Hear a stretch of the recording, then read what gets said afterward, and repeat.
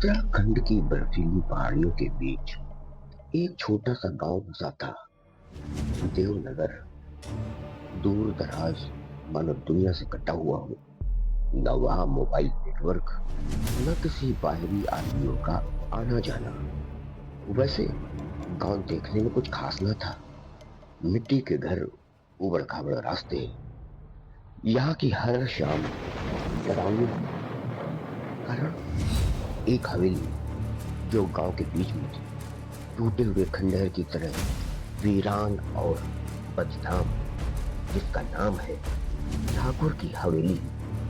हवेली की सबसे विचित्र बात यह है कि हवेली का चौथा दरवाजा और तीन पुराने टूटे दरवाजे और भी थे, लेकिन जो चौथा दरवाजा है वो बिल्कुल नया लगता है, जैसे आज ही बना हो। दरवाजे के अंदर का रास्ता कहाँ जाता है किसी को नहीं पता, क्योंकि जो भी चौथे दरवाजे के अंदर गया लौट कर नहीं आया। शहर से एक रिपोर्टर वैभव सिंह, जो कि पुराने रहस्यों पर सर्च करते थे, उन्होंने जब सुना कि देवनगर में एक साल में 4 लोग गायब हो चुके हैं, वो भी बिना लाश, बिना सुराग के। रिपोर्टर वैभव सिंह जब गांव पहुंचा तो वहां का माहौल बिल्कुल ठंडा था। लोगों की आंखों में एक भय समाया था। किसी ने कुछ नहीं कहा, न कोई चर्चा, सिवाय एक लड़के के जिसका नाम है मोनिका, जो गांव के स्कूल की टीचर है। मोनिका की एक बहन थी, शालू, जो एक साल पहले ठाकुर की हवेली के पास आखिरी बार देखी गई थी। रिपोर्टर वैभव ने कुछ सवाल मोनिका से किया। उसी रात जब सन्नाटा छा गया तो वैभव अपना कैमरा और टार्च लेकर चुपचाप ठाकुर की हवेली पहुंच गए। हवेली एक जिंदा लाश की तरह खड़ी थी। इसकी सीढ़ियां टूट चुकी थी।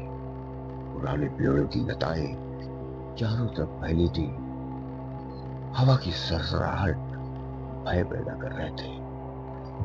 कुछ अंदर जाने पर 3 दरवाजे दिखाई पड़े, जैसे इनको सदियों से किसी ने छुआ तक न हो।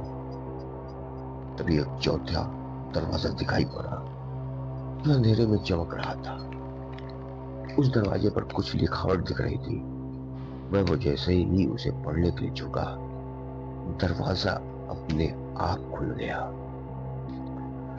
दरवाजे के अंदर निकल जाने वाला धूप अंधेरा था, पर कहीं से एक धीमी सी आवाज आ रही थी, जैसे कोई लड़की गा रही हो। तभी उसे दर्द से कराहती आवाज आई, लौट चलो, लौट चलो, अब समय नहीं रहा। कमरे के बीचों बीच एक लड़की की कुर्सी पर बैठी हुई थी, जिसकी दरवाजे की तरफ पीठ थी। उसके लंबे बाल जमीन पर लटक रहे थे। वैभव ने एक आवाज दी। लड़की बुद्ध की तरह मुड़ी। उसका बेजान आंखों के नीचे काला स्याह था। आंखों से खून टपक रहा था और होठों पर एक रहस्यमयी मुस्कान थी। उसने धीरे से कहा, तुम बहुत देर से आए। अब चौथा दरवाजा कभी नहीं खुलेगा, कभी नहीं खुलेगा। इतना कहते ही दरवाजा अपने आप बंद हो गया। वैभव की कैमरे में रिकॉर्डिंग थी। चेहरे पर खरोच के निशान, आंखों में भय।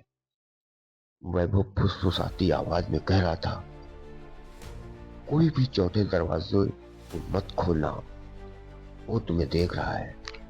तभी उसके पीछे कोई परछाई आती है और कैमरे की स्क्रीन पर अंधेरा छा जाता है। समय बीतता गया, न वैभव मिला, न वैभव की लाश। इसके बाद गांव में कभी कोई हवेली की तरफ नहीं गया।